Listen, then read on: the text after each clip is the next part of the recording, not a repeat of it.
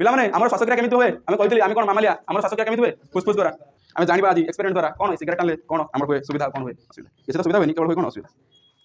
ଦେଖିପାରୁଛ ଢେର ଧୂଆଁ ଆମର କଲେକ୍ଟ ହେଇଗଲାଣି କିନ୍ତୁ ଦେଖ କେତେ ହେଇଛି ଅଧା ବି ହେଇନି ଦେଖ ଦେଖ କ'ଣ ହେଉଛି ଆଉ ଥରେ ଦିଅ ଏଇ ଯେଉଁ ସିଗାରେଟ୍ ଦେଖ ପୁରା ଜାଳିନି ଏତିକି ଜାଳିଛି ଅଧାରୁ ଟିକେ ଅଧିକ ଜାଳିଛି ଦେଖ କ'ଣ ଅବସ୍ଥା ଆମର ଦେଖୁଛ କ'ଣ ହେଇଛି ଭିତରେ କେତେ ପଡ଼ିଛି କଳା ଦେଖୁଛ ଏଇଟା ମୁଁ ଗୋଟେ ବି ସରିନି ଆଉ ଯେଉଁମାନେ 10ଟା 12ଟା ମାରୁଛନ୍ତି ଜୀବନ ସାରା ମାରୁଛନ୍ତି ସେମାନଙ୍କର ଫୁସଫୁସ ଅବସ୍ଥା କ'ଣ ହେଇଥିବ ଭାବ